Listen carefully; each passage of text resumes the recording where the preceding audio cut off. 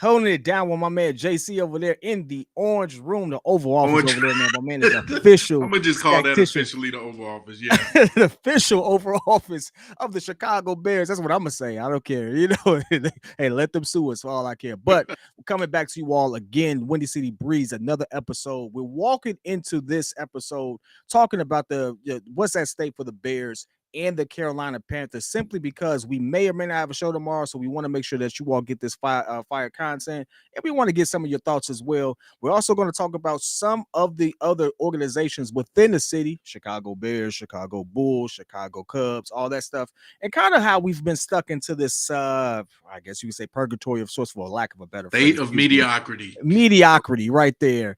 And so we'll break down as to what's going on in Chicago, period. But of course, we're going to start this off again with the title.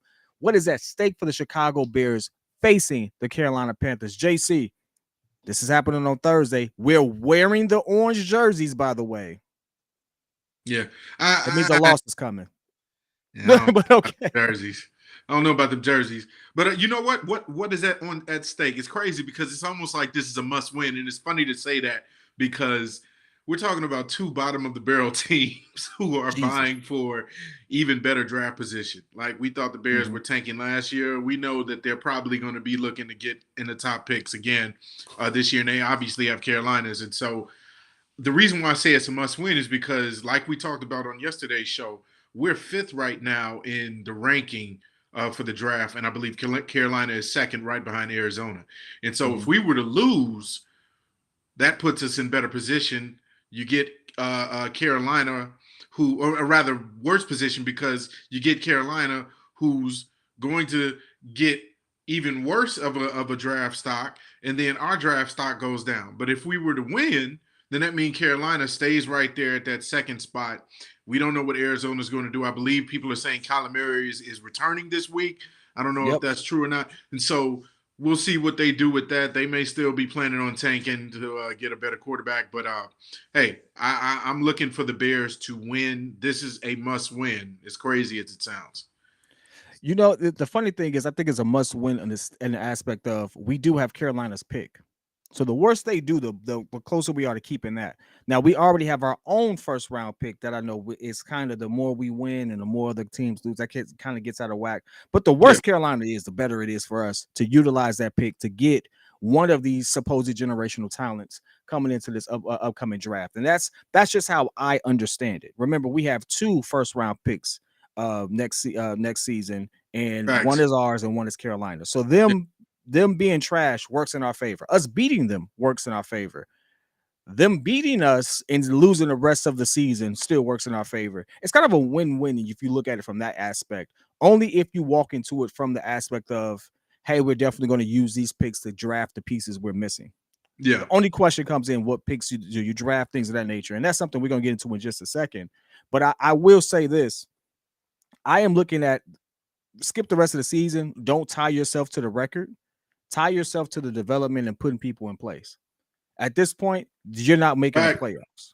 That's a fact. Yeah. There's a hidden miss on that. But more than likely, you're not making the playoffs. And at this point, it makes no sense for us to sit there and try to fight for something that ultimately may or may not, mean anything. If we made the playoffs just to lose right now, we would say, oh, we made the playoffs, but we would all feel horrible about the season. So I think it's like almost like a consolation prize of sorts. Like, I really don't think that's what the focus is. The focus is on getting the right pieces in here. And so I'm looking at just development. I'm looking at, what does Montez Sweat look like now going against them? This is like a pick-me-up game for us, because I don't believe Carolina is a good team. Like, I don't believe they have enough pieces there. Bryce Young still looks like somebody who's, I'm talking, he looks like a toddler that put on gear. I kid you not. I really hope he makes it throughout the rest of the season. Yeah. Because I kid you not, Buddy just don't look. He just don't have the size. He looked like me out there with pads, and I'm not like, when I think of a football player, I really do think of someone bigger than me. Like, I really bigger, do. a little taller, yeah. They can see over the line, right? Yeah, exactly. He don't got that, and I see some of the hits he be taking. That man be flying. that man be looking like a rag doll sometimes. So I'd be worried about that man's safety. So I just don't think this is a good team. Yeah. realistically. And so I I look at this as a pick me up, but at the same time, it would be something that ultimately, whether if we lost, I'm happy. I'm not upset about because we still get the pick and things of that nature. I will say this: how did you feel about Justin not potentially not playing this game? I think that's still up in the air. We have to wait till tomorrow, which is kind of why I was hesitant to kind of talk about this today. But he is still kind of doubtful. How do you feel about that being a potential, knowing that this is a pick me up game, knowing that this team ain't really, I mean, this ain't Detroit. You know what I'm saying? How do you feel about Justin maybe being thrown to the fire versus a stronger team and not the Carolina Panthers? So that actually was going to be my next point. And shout out to Rod. I see my boy. What is going on? Thanks for coming in the chat, man. Shout out to V Dog. What up? And that was my point. Next was Justin Fields. If he plays in this game, this is again another must-win situation for me. If Justin comes out and does not ball out and underperforms versus the Panthers, that's because we're already talking about evaluating him for the rest of the season, whether or not if we want to go in a different direction or not in this draft. And so that will determine a lot for me. I know maybe this is kind of like what you would call a ramp up game, and he's just getting his legs back under him. But if he is healthy enough, and right now I know that report is on the fence, but if he's healthy enough to go, and he puts up a dud, and he doesn't perform the way we'd expect him to perform against the teams and their defense, and just how bad they are really all around, then I'm gonna be very, very I'm gonna be frustrated. I ain't gonna lie. That might be like you even said. This is the end of the JF1 era? So I don't know. I don't know. Now if Tyson Bagent is announced the starter again, then it's up in the air. It's kind of like, well, if he has a great game against a poor team, we saw that. Again, they got to commit to the same things, the run game, and kind of what is it? Time of possession. Those are the things that you want to see out of a Tyson Bagent type game. But yeah, like I said, all in all, this is a must-win game. If JF1 is healthy enough, I expect him to go out there and ball out and warm up for Detroit. The interesting thing about it is, I'm as much as people think I'm a Justin fans hater or things of that nature, I'm just a realist. I want him to do well. Yeah, And so I'm protective of I know Justin in that. the sense Yeah. of, you said what? No, I know that. I know. Yeah, as much as we argue about it, I know you want to see him succeed. It's just you're still also seeing the big picture. Yeah, yeah. And this is more for the chat because I get that moniker and I'm okay with it. It makes for great content. But I'm also protective of him in the sense of I don't want him in continually be in bad situations. I think his first game back against a team like Detroit would be a very bad situation. Mm. Um, Mm-hmm. I think him coming back, like if I had to pick, if he can't beat Carolina, I would probably go Minnesota.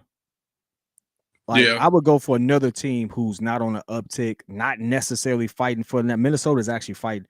No, well, Minnesota's on the uptick as well right now. Let me take that back. Let me walk that Even back. without Justin, I think they're doing things over there a little. Yeah. Yeah, man. Without Justin, without Kurt, which was a big thing. Josh Dobbs came over there, was cooking, and for him to be in that situation and have the success he had was crazy. So I got to tip my hat to him. Yeah. If you all don't know what I'm talking about, go listen to some of the interviews that they've had in regards to that. The dude got traded there, and within 4 or 5 days was playing a full NFL game. Didn't even know everyone on the team. Didn't know none of the plays. Was just out there, and he had a good game. And so that's hard to do. But they are still keeping their playoff hopes alive a little bit. So maybe not. We just have a nice tough schedule because we got Detroit. If I'm not mistaken, Detroit, Minnesota, Detroit again, right? Yeah, we got Detroit, I believe, in the next 3 or 4 weeks, twice. So yeah, that's going to be a nice test for us.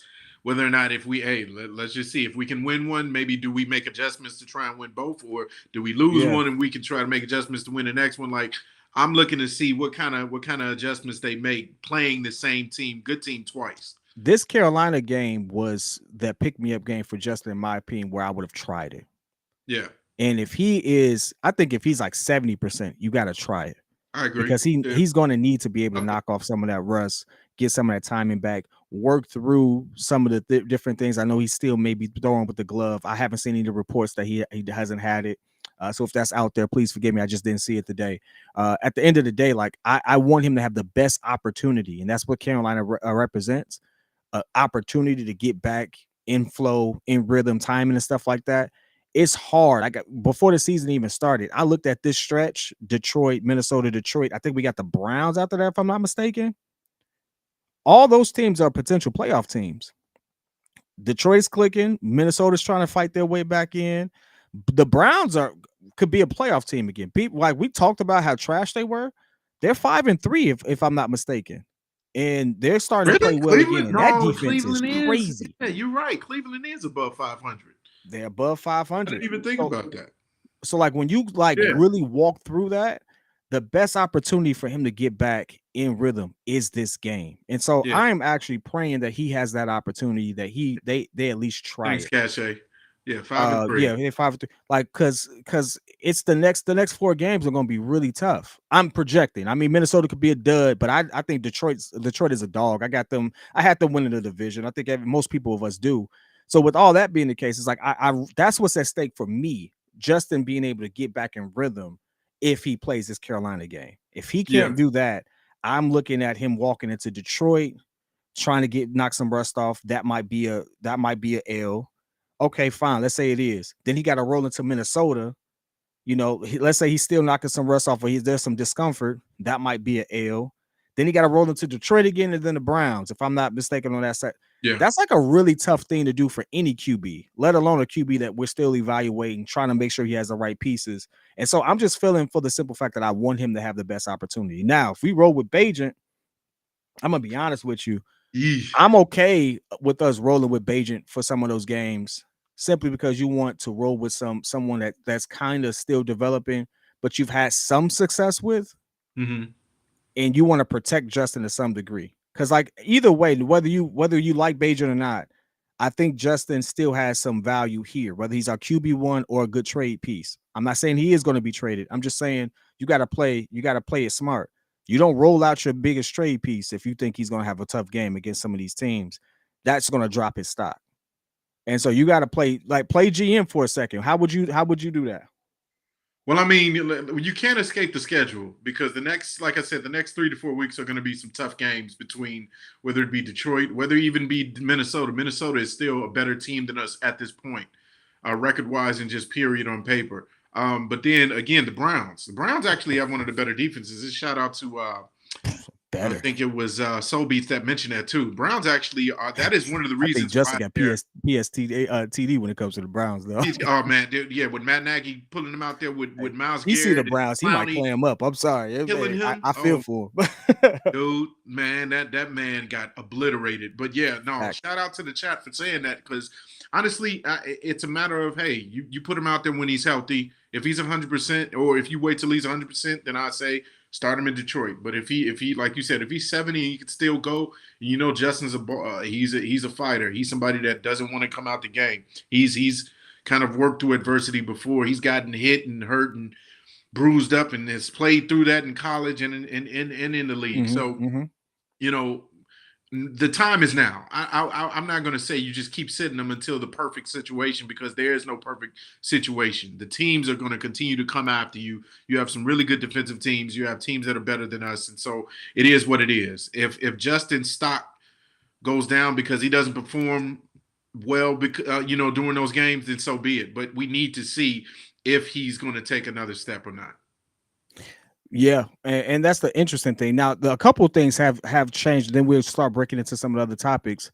We are getting some of our players back. We do get Brisker back.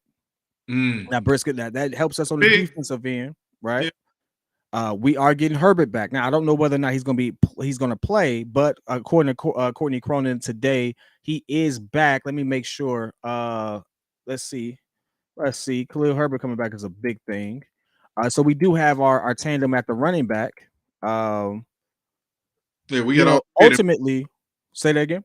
We got all three of them back now. We got Roshan, we got Foreman. I'm gonna be honest with you. Even if Khalil Herbert comes back, I would start Deontay Foreman. Foreman showed me something throughout the Yeah. last 2 games, and I told you before. I don't even know why he was just sitting on the sideline to begin with in the beginning of the season. I understand. I'm an advocate for Roshan. I liked how who when they picked him when he was behind Bijan at Texas, but I think they need to go with Foreman. Yeah, he's been a dog, man. He's been a Yeah. dog. And at the same time, Getsy has finally put the ball in his hands. on a Exactly. consistent basis. And so, the funny thing is, and I hate to be the guy who always does this, I have to give Luke Getsy credit on some things. Some things I think he's trying to experiment with to see what he has. And you have to do that as an OC. That is part of the game. Now, some of the plays that they call and stuff like that, still don't understand it, right? But what he has done is he's utilized that run game more. And I don't think it's simply because we have the rookie. I think he's really starting to evolve and open his game plan up in that sense. And I respect it. I respect any person who's willing to make adjustments and just be better in that situation. And you can see signs of Luke Getsy trying to be better in that regard. The one thing I hope and pray, because again, that's the ebb and flow of it, is we still got Luke Getsy calling the shots here.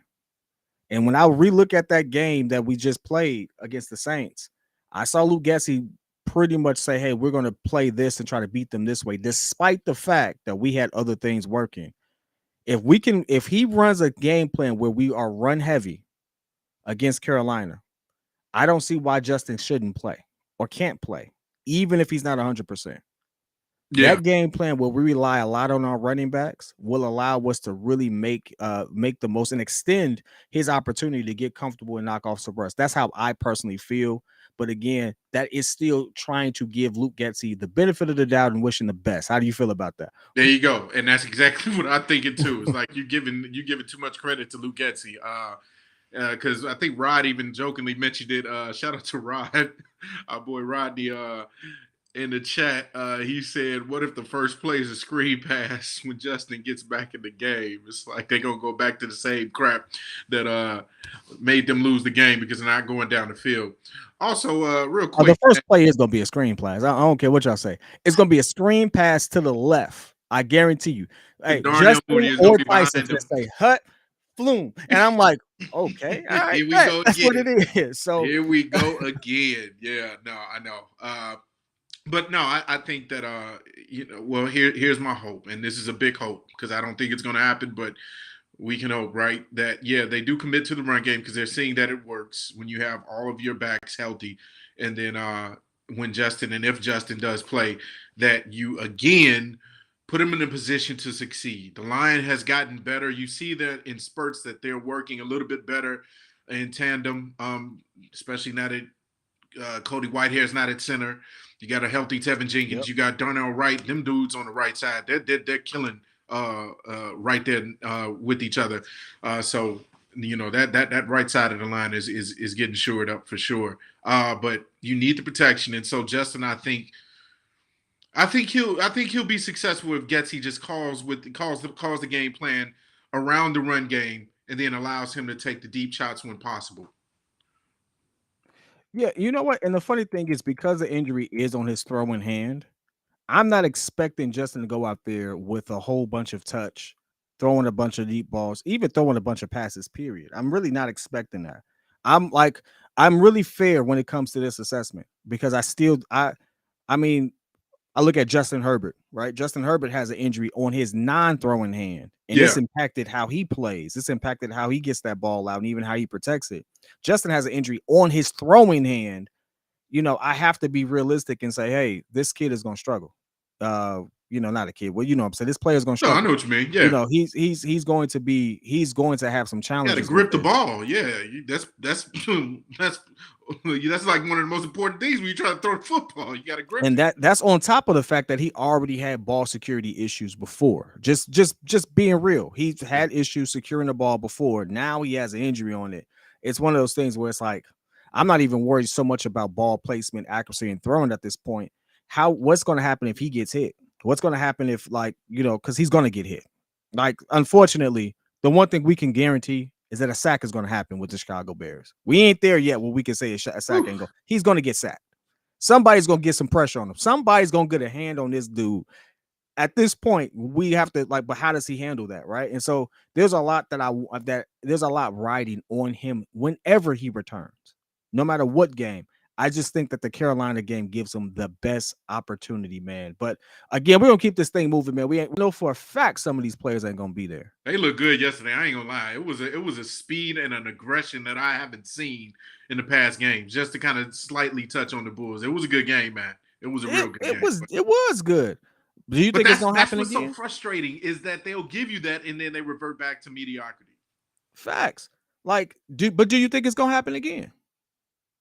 I gotta see it first, so no. Like, you see that we have no faith that that thing is No. gonna happen again. So at that point, I'm like, yo, whatever. Like, so whatever. We can talk about it if you want to talk about it, but to me, No, I've let's never been so I've never been so certain that a team is not going to go anywhere until they get rid of their head coach. And as I've been now, Billy Donovan got to go.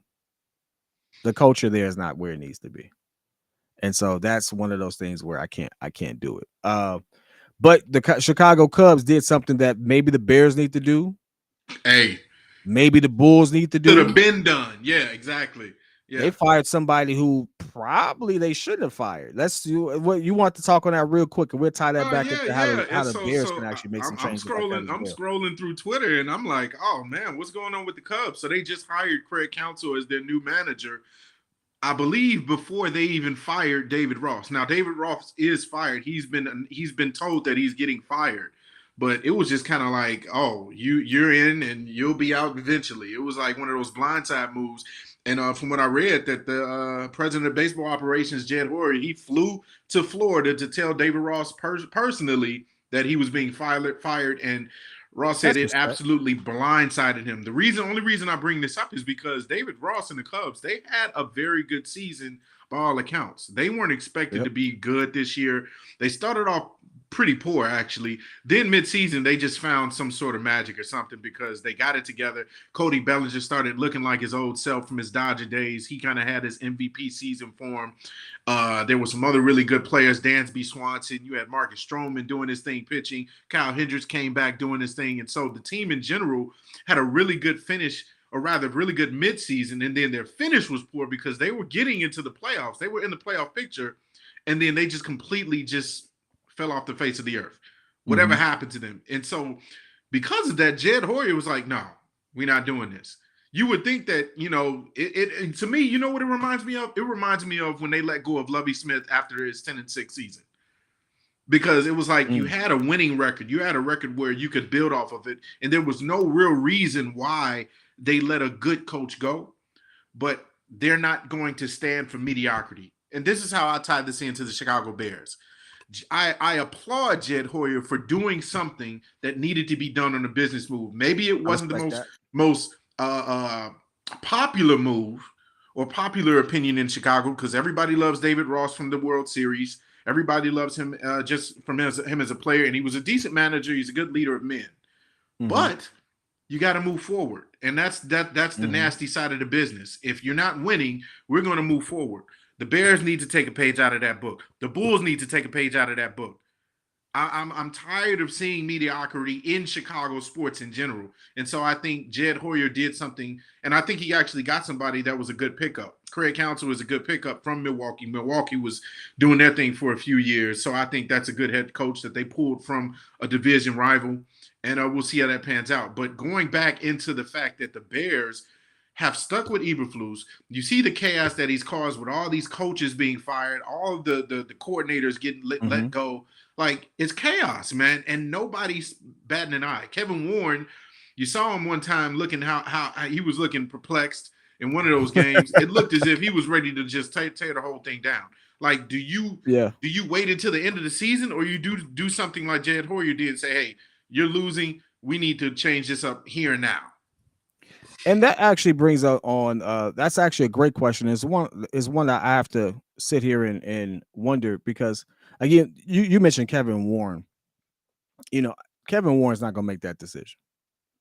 I truly believe that once you have an org chart the way that we do, Yeah. it's up for Ryan Poles and Eberflus if it's going to be a coaching change or a coordinator change rather for them to make that decision. You allow those guys to be those guys. You empower them to do that. I believe that's how good organizations are ran. So it's nothing against what you're saying. It's just Yeah. realistically, you know, Kevin Warren is going to allow Poles to do what Poles needs to do, and Poles has been doing a decent job getting it done.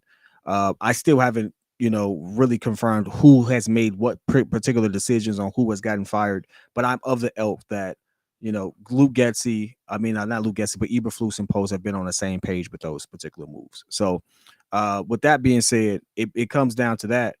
Is Post going to sit there and get what Eberflus said and really pinpoint certain things? Because one thing that we know for sure, Eberflus isn't going anywhere. I say that because the defense is clicking. The pieces that we've gotten are defensive pieces. He's put them to use. He's shown his ability to do that. The offense has looked better. I don't believe that the issue is going to be an Eberflus factored or focused thing. It's going to be, do we have the right coordinator to really help scheme the right things for my particular team? Who's calling these particular plays and stuff like that? And I think that's going to be it. So now that question is that at stake? Like, what happens if the defense, and I do think the defense is going to have a good game. I really believe it's Oh yeah, Carolina. We're it's going the to have a pan. good game defensively. Yeah. All right.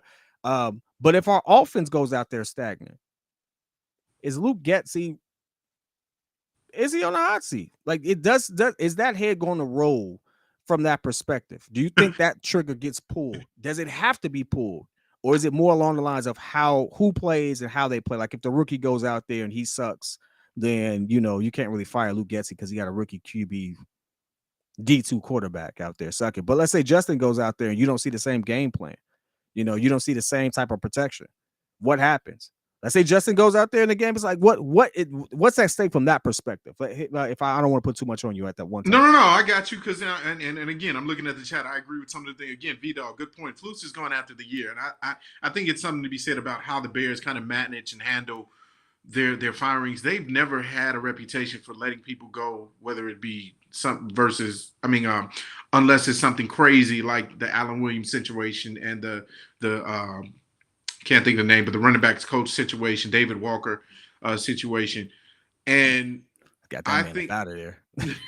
like if it's something like that, then you can't really gloss over behavioral activity that's bad. But if it's something to do with coaching, I think they always wait to the end of the season. My thing is, here's how I would look at it. If you're gonna keep Flus in the building, make him coordinate what he's good over. Make him the defensive coordinator, which is what he was in Indianapolis, and then go get you a real head coach. Eberflus as a head coach is not it. Him being over the offense is not it. I'm sorry. That's just what I see. That's my opinion. But if you're saying, just like you said, and I agree with you, the defense is humming. And then you got people coming back. You got Brisker coming back, and he's getting healthy. Eddie Jackson is kind of filling himself out a little bit and coming back a little bit. And so this defense is getting better with Montez Sweat now in the fold. So I think that if you were to keep him on, he has to take that DC role for the foreseeable future, for next year at the least. You need somebody that's a better head coach of men in the building. Well, let me ask you this: I don't get any inkling that he isn't a good head coach or leader of men. I can't say that part. Like, I don't. Listen, I could correct me if I'm wrong. I just don't forget that sense. I get that the biggest frustration they have is on offense. And the funny thing is, again, despite the record, we all can agree we've looked better. Like our Saints game, no matter what, you remove that fourth quarter meltdown. We've looked better losing. We're losing prettier now. We lost. We beautiful dog. Like it was, but it was a beautiful loss. Right? It was a beautiful loss. You got to give it that, right? Beautiful in the sense that we got 3 quarters of elite play from our team. Yeah, and even the game before then, we had pretty good play from our team. Like, we were trending in the right direction. Now, if you're a Justin Fields fan, you would sit there and say, hey, if Justin was in there, some of these games or decisions that were made would not have been made. We would have had more of an opportunity. Maybe we score on one of those 4 opportunities we had to score against the Saints. You have to look at it optimistically from that end.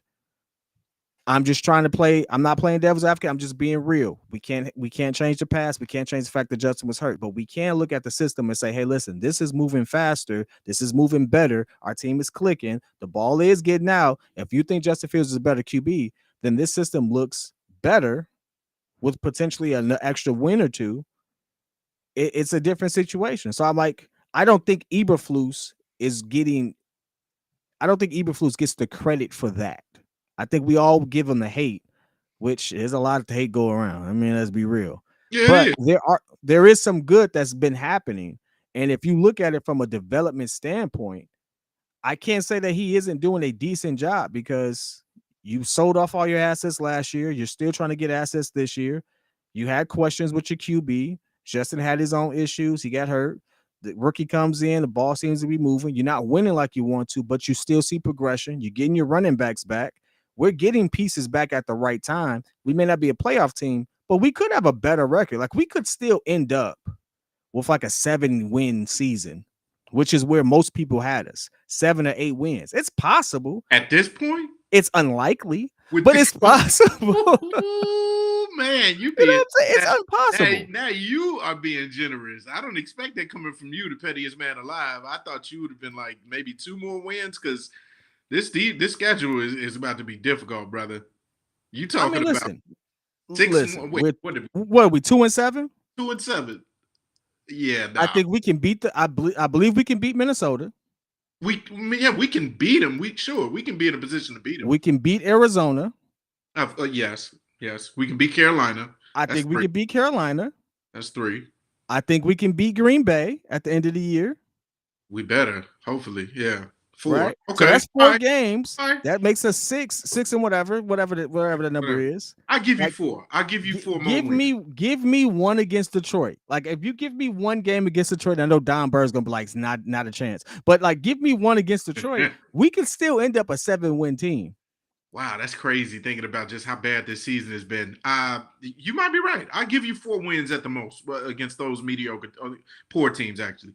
But yeah, no, man, I don't know. And then 2, again, the strategy, we need to get them 2 top picks, man. We need the draft to be in our favor again. So that's I ain't trying to get too many wins. Do you want to just go with development and seeing what's there, or do you want to win? You can't have both. Well, isn't that what we're doing anyway? We're still technically in a rebuilding, revamping type of phase, right? Yeah, but here's the thing: we are, but you can't be in a rebuild. But I want 2 top 10, top 5 picks. You can't say both. You can't say, hey, let's win some games, but also let's get the 2 top 10 picks. That's not really gonna happen. Like statistically, the chances of us having that situation, like we can statistically get 1 for sure, right? Carolina's right. Yeah, Carolina's going to be in. We can statistically get that one, but most people are sitting there saying, "Yo, we suck. We're not winning games," and they still want the top 2, top 5, top 10 picks. You're not going to get both. You just can't. Yeah, a lot of teams' records are so bad. We suck dramatically on the other end, and you can't scream about how bad we suck. You wanted the picks. Yeah. So it makes it a very interesting thing. Like I don't know exactly how you do that, but if we're in the sense of let's just develop, expect some L's, some close games, some questionable calls.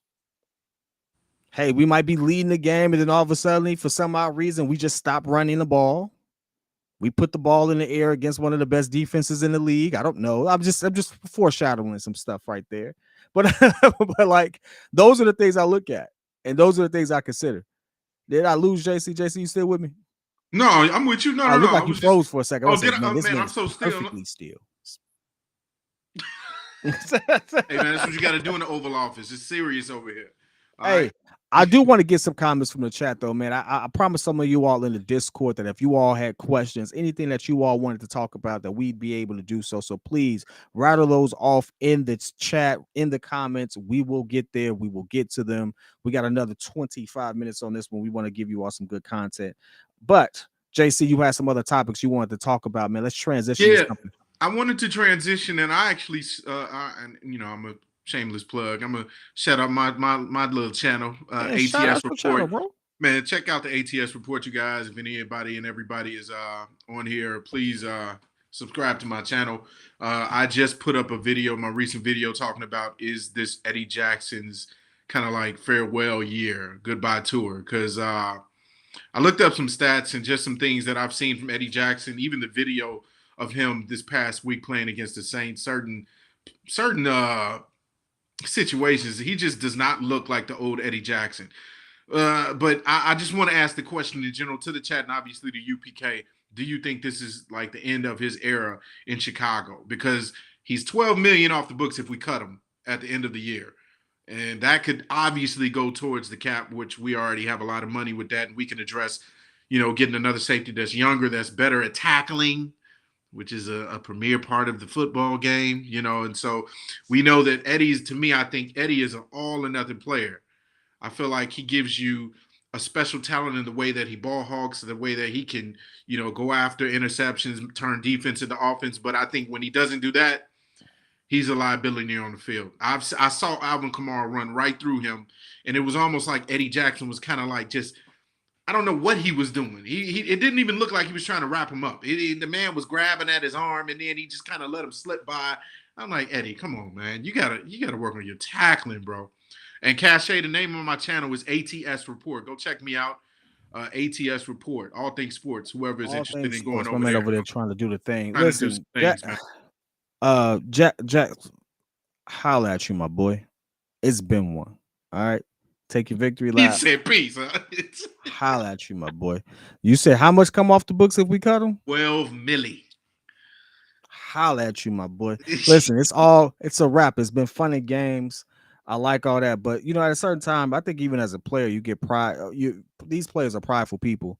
It's just time, bro. It's just time. Hang it up. Um, he's not. He hasn't performed the way that we want him to perform. And again, a lot of that may be older age, things of Yep. that nature. It's all right. Give Injury. him his respect. 110%. Out of there, my boy. That's 12 million that I'm gonna sit there and put on the books for some other move. And yeah, there's you know how I feel about it. I'm quick to cut somebody. I'm quick to say skip Yeah, the you are. interview You to go like, get hey, the whatever. move. Let's move on. I'm quick to do P it. Will out of here. Oh, P Will Eddie out of Jackson there, out bro. of here. For People me, out of there and Bayless. all 200 million of hope that he wanted. Like, listen, that's all it is. 200 million of hope. That man's trash. I don't care. I don't believe P will sit there dominate export at this point. Hey, he did do good off the bench. We did talk about him being in a 6-man role. He did great yesterday off the bench. Yeah, that's I good. give him that. Okay, yeah, that's cool. Again. It was hey, listen, he had allowed 10 points. That man had clips. They was like, look how good he's shooting from deep. Great. Loud 10 points. Show punk behind on the bench. That's all I'm saying. I'm keeping it moving on, Hey, buddy. shout out to Ron though. Do you think Bayless Jones should be cut? Absolutely. Should have been cut when he got All right, listen, drafted. we're gonna do this real quick. Hold on, JC. Hold on. I'm gonna do this real quick. Should he be Hold cut? on. We're gonna do it this way. I don't know what he got on somebody. I don't know what he got. I'm gonna be honest with you. I promise you. Clip this up. Send this to him and his mama. I don't care. You gotta go, my boy. You are the poster boy of fumble at this point. Oh my What God. I mean by fumble is, I don't care what nobody say. Bajan gave him a good pass. That thing hit that man on the chest, shoulder, stomach. That thing did everything but get caught. That's all I'm saying. He didn't get caught, but he gotta go. Hey, listen, Kevin Warren, whoever's the assistant that keeps Buddy on the team, you gotta go. What's that stake versus Carolina? If he goes out there and drops more passes, misses another punt return, stuff like that, everybody named Mama who keep him on that roster should be fired. I stand on that one. I stand right. Hey, I stand on it too. I don't understand why they're using him on returns when they got Tyler Scott, who was killing on returns in preseason, and then they just like, no, we're gonna give it to Bayless. Get him out of here. This is a real question. This is for you, anybody in chat.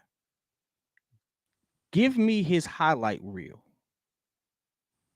Where is his highlight reel to It's all justify Tennessee. him having a spot? Y'all know how egregious it is for him to still have a spot? There's somebody who busted their tail who could do that job, who didn't get a spot because they rolled with Bayless and what he potentially could be, and he's giving them nothing to sit there and go off of. All I'm saying is this. Where is a highlight reel? If you have a highlight reel, is it longer than a minute? Not in the professional league. We talking about going back to when his volunteer days when he was at Tennessee. They got highlights all day for him, returning kicks and catching Hail Mary passes. When? Where? You say Hook. in college? Yeah. Oh, I mean, okay. he's nice in college, but he was 24 in college. He was an old guy in college, so of course he was beating out all the young talent. But now you get to the league, you're already an old rookie, and then he just completely whiffed on all of his chances. I still don't understand why he is here. You're taking up a roster spot. Listen. They said Richard Hightower. That was the name I was looking for. I gotta find a picture of Richard Hightower. I gotta see what he looked like. I need this to be He directed at him. believes in him, huh? Okay, yeah. I gotta see what's up. Hold on, I put the wrong thing. That thumbnail was trash. So that thumbnail wasn't. I gotta give Pat credit. His thumbnail game is way better than mine on that respect. I gotta give him credit for that. What's that state? Like but here's the thing. I gotta say this. Richard Hightower. Ain't that the name of Steve Harvey's character from what's the name from the Steve show? Hightower. Steve Hightower. Okay, that makes sense. Steve Hightower, Steve Harvey, anything like that. Listen, you and the 5 tops, 4 tops, or whatever they was, need to go ahead and get your butt out your head out your behind, and stop playing around and go ahead and get somebody who we could depend on. I don't know what the issue is. I don't know why, but that's not it. Valus Jones, Patrick Williams. Who else needs to go? Dalen Terry. Who else needs to Yeah. go?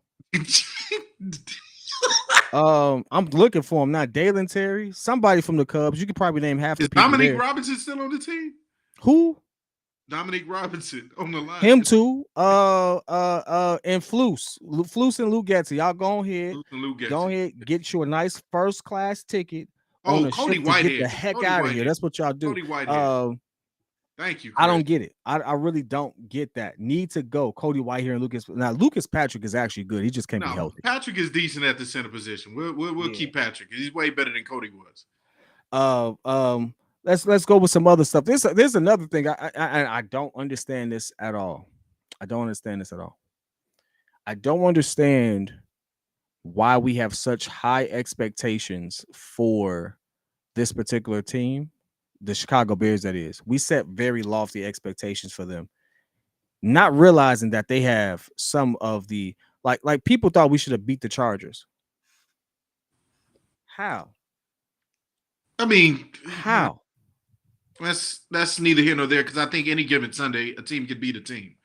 You know, no. Come on now. I mean, okay, I'll give you an example. That means the Jets could beat us any given Sunday, right? Yes. Zach Wilson. You hesitated. You was about to say no. You was about to say heck no. That's what that was. No. Side note: V-Dog Braxton don't need to go. He just needs to be the backup. He don't need to be the starter. We just need a better left tackle to start. But to my point, no, I think that when you look at a team like Carolina, I don't think Carolina should ever win a game because how poor they are. But they're 1-7, 1-8. I think they got 2 wins, though. They beat Houston. We've been singing CJ Stroud's praises every day, and yet they beat Houston, I believe 15-13. And it was a horrible score. It was a low-scoring game. They end up beating them. So the reason why I say any given Sunday is, hey, all of these guys are professionals at the end of the day. They can win on any given Sunday. Something crazy can happen. The ball can go your way. Like, it happens, bro. You know what's sad about that? Not only did Bryce Young, did they win that game, he threw more yards and a tud when CJ Stroud didn't throw one. I think this is probably, I ain't kept up with him too much. This is probably his best game all season. Said Panthers. Broski said Panthers were coming off a bye, so I guess they had rest on their side. I don't know, but I mean, my point is, we all know that any team can get a win, at any point in time. It happens. I'm just being stupid on that end. But my thing is, like, hey, look. All I know is I'm tired of mediocrity. That's what I'm gonna bring it all the way back to. I'm tired of mediocrity. All right, so now here's my keep it in line with what's at stake for Chicago, because I do believe that somebody is going to get fired if we lose against Panthers. I do believe that. I firmly believe that. I believe somebody, especially how we lose, somebody's going to get fired. What's the over under on that? Jesus. I'm gonna be honest with you. I'm looking at the Panthers game. I've been looking at who they've played, and the Panthers this season have not. They have one game. No, they got one game at 27 points. That was it. They lost, but it's 27 points. Decent game. But for the most part, they've gotten shut out most of their games. They lost to the Colts last week by double digits. They beat the Texans. They got blown out by the Dolphins, blown out by the Lions. Vikings beat them by to Seahawks beat them 37-27. I mean, they've lost games pretty handily, for the most part. Hmm. If we lose to the Panthers, and if we lose in embarrassing fashion, Somebody got to go. somebody has to go because now you're not just mid, you're not mediocre. Who's going to go? You You know they're not you firing Eberflus. trash. Who's going to go? You trash. Somebody name one person on the Panthers that threatens us to the point that we have to sit there and lose by double digits. I'm really trying. You got Miles Sanders. You got Adam Thielen. You got Bryce Young. You got who's on the defense? Frankie Louvu. You got Brian Burns. I think You Brian see Burns how, is the but you only gotta tilt your head all-star. sideways and think. Like you gotta really think who's gonna beat us on that team. Brian Burns is the only threat on that squad on defense. I think that's Like it. if you walk into that, if you have to do all that, right, to really think about who's gonna potentially beat you, you should be able to have this game in the bag. Unless we roll out there and throw like 4-5 picks. Oh, Broski said Which Brian's out this week. We really should kill. oh, We really should kill if that's the case. I mean, Brian Burns is listen, up he there said with their Montez. QB. I don't think their QB is gonna beat us. He don't have a line. Come on, Bryce. No, here's the one thing I gotta give Bryce credit for. He can throw a beautiful ball. He has a beautiful throwing motion. And I say that you can say pause whatever you want to. The No, I kid ain't. can throw. The kid can throw. I'm going to give him that credit. There's some QBs I hate how they throw. I do not like the way Tua's ball placement looks. He's an accurate QB. He's making it work. Tua's having a good season. For some odd reason, every time he throws the ball, I just think it's about to get picked. I'm like, that ball is not finna make it, and it makes it every single. I don't know what it is. Pat said it's because he's a lefty, and I'm not used to seeing a left-hand quarterback. He may be right, but it just looks off every time. Okay. I don't like how Justin Herbert throws the ball. It just looked like he's throwing a hard interception. That's what it looks like to me. It's like the hardest interception. It just looks weird. Bryce Young has a beautiful throwing motion. If he was a bigger dude, I would be like, yeah, he's it. Yeah, that kid's legit. Yeah. But because he's not bigger, because he's always under pressure from the games I've watched, I didn't watch the last game, but from the games I've seen, I'm expecting that kid to go. I'm expecting our defense to get 2 takeaways. I know it's a high number, but I'm expecting our defense to get 2 takeaways out because I think we could get pressure on them now. I think Montez Sweat's going to be able to get pressure on them. That's that. So, like, because I think our defense could be so dominant, somebody needs to get fired if we lose against Carolina. So just let's just solidify. Let's put this in stone. Are you saying you think Getsy is going to be the one that take the firing? Because I got Getsy. I don't see them letting go of Eberflus yet. I'm only making that statement based off of certain contingencies, like or certain situations. If they get dogged by the Panthers, like if we get dogged, and we can sit there and be like, what the heck is Luke Getsy's doing? Like, what is that call? Like this, that, and the other. If we have those moments, like what we did in the first couple of weeks. Yeah. Oh yeah, pack it up, my boy. I'll bring you the box. I'll bring you the box. And hey, listen, and I don't even worry about sitting there going home. We'll mail it to you. We'll mail it to you. Well, wherever you stay, we'll mail it to you. All your stuff will be there. FedEx it. But again, if the play calling is good, but the execution is bad, I don't think you can fire him for that. I don't want to fire a coach simply because the player didn't execute, and we still may have Tyson Bagent doing it. And even if Justin goes out there and he just plays bad, I can't blame the OC for that necessarily. So it really depends on what it is. I know we said that earlier, and I don't want to make any excuses, but like if I call a play and you go out there and you throw a pick, but the play was supposed to be good, you just didn't execute it. I don't see how you get rid of the play caller for that. That's the part of football I've never understood. I don't see how you get rid of the play caller for that. Well, look, I mean, they already got rid of everybody else because of other issues. So it's like nobody else can take the fall unless somebody we don't know, one of them no names. What is it? Special teams coordinator gonna get fired? So, like who else? The backup to the backup of the running backs coach is gonna get fired next. Like, look, I'm looking for Getsy to be gone. I want Getsy gone. Let's that should be a slogan. But Getsy then who takes over gone. for him is the question. Huh? My question is, I'm for it. I'm for it because I do believe he's done enough damage to Justin for it to be a reason for why he's gone. Yeah. When that whole throwing motion thing came up, I thought that was a mistake. I thought that was a mistake. I thought it was weird for them to try to get him to replicate someone who And plays Rodgers. a different Yeah. style, has a Right. different throwing motion than he does. Like I liked Yeah. it at first, Yeah. but then I was like, nah, that doesn't feel natural, doesn't seem natural. I'm not for that. So I think some of the stuff that they had him do initially, they probably had good intentions, but very, very, very poor execution. And I think when you're in such a crucial year with a QB like Justin, where he really has to put it together, I don't think he did him any favors for that. And so for that, I think he deserves to have there should be. But who comes in though?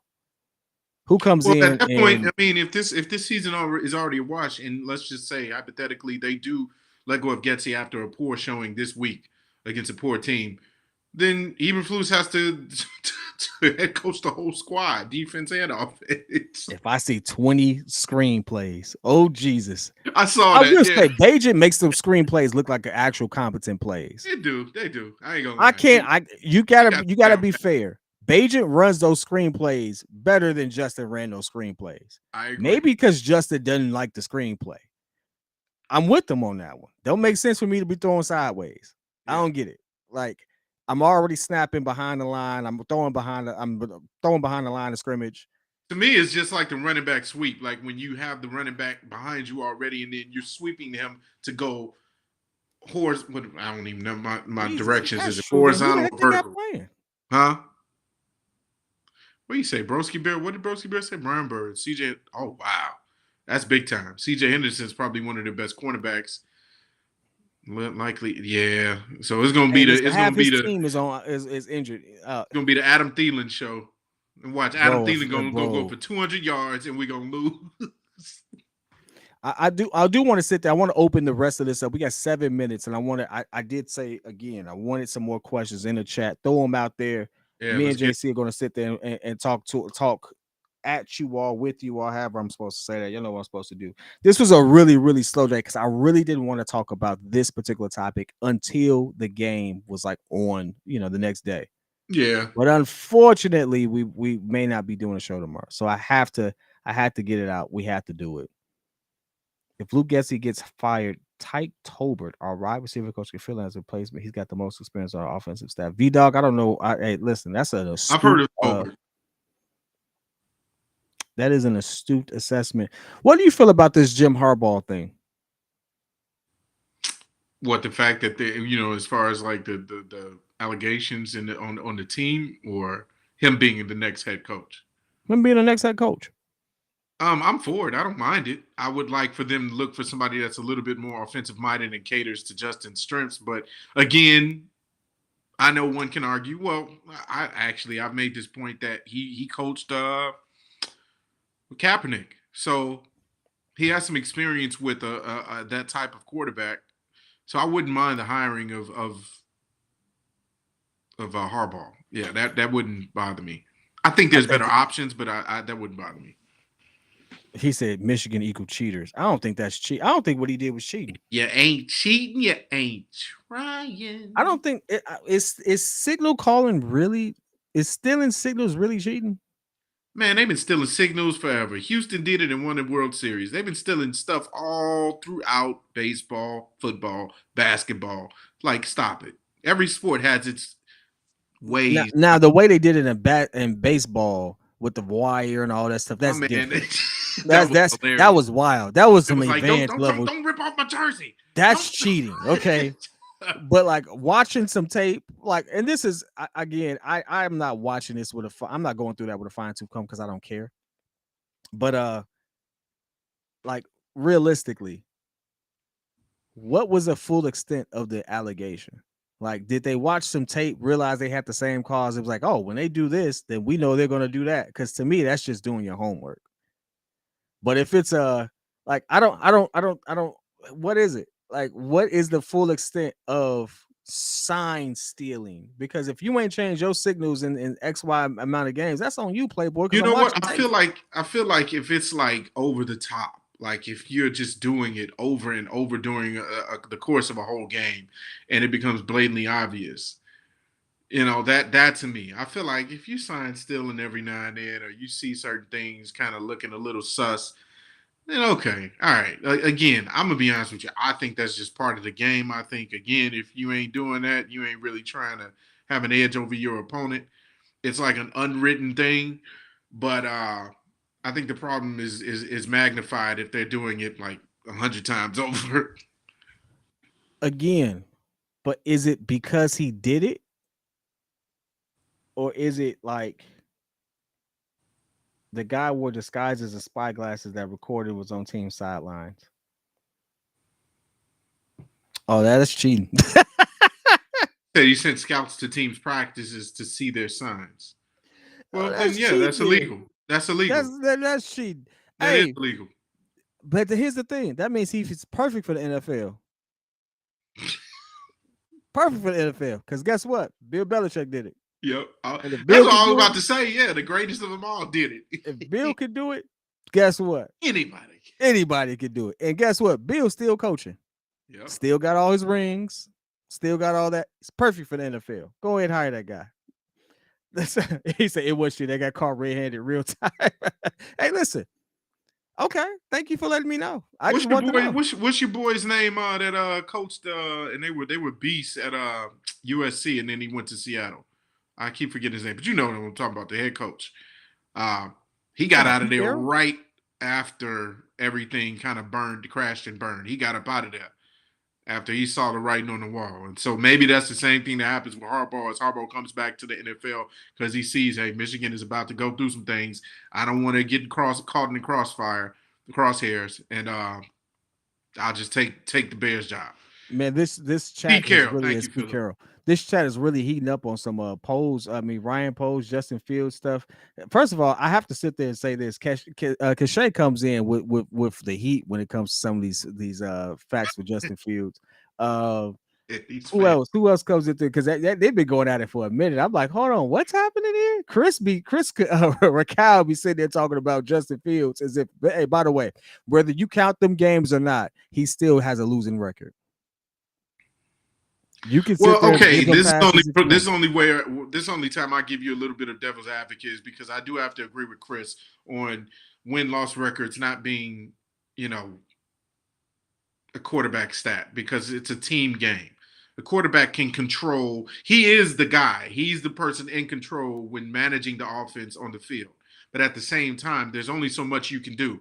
We talked about it yesterday, that specific play, and I still remember it. It was weeks ago now, but when they had that last drive, when they could have tried to win the game, and he threw it in the middle of the field to Cole Kmet, and Cole Kmet stopped on his route and got bumped out the way to get it intercepted. Everybody wants to blame Justin for that, but the placement was there. Cole Kmet just didn't strong arm his man enough to finish his route out and catch the ball. So there are certain things that you can't control as a quarterback. Other players on the team, all other 11 players, have to do their job. You can't just blame one person for a team sport. We're talking about boxing, if we're talking about golf, if we're talking about something that only you control solely, yeah, we can talk about wins and losses then. But wins and losses aren't just on a quarterback.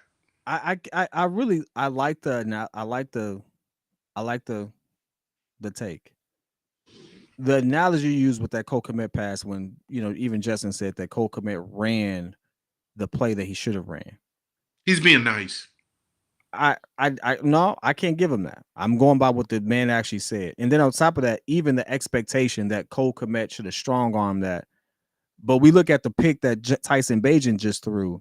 I Yeah. can make that same claim. Yeah. I can make that same claim that receiver should have fought harder for that ball both times. Well, no, one time. One other time, I think he just jumped the route. But the other time, I'm like, hey, you come back to that ball. In fact, Matt Eberflus himself even mentioned hey, coming back, receivers coming back to the ball is one of the things that you want to sit there and do, as opposed to just continually trying to run through. Because no matter what anyone says, and I implore you all to do this. This is something I've actually done. Go look at your favorite QBs. Not all them passes are on the money, so to speak, or in stride. Those receivers get paid a lot of money to make their QB right. That's their Mm-hmm. job. The QB has to give them a fighting chance. They have to make their QB right. That's the relationship you have between QB and receiver. And so I'm good with not making wins and losses a QB stat, because it's not. It is a team thing. Like, one of my favorite QBs of all time, Drew Brees, is a victim of that. He's put his team in situations to win games. His defense failed him miserably. So I'm for that.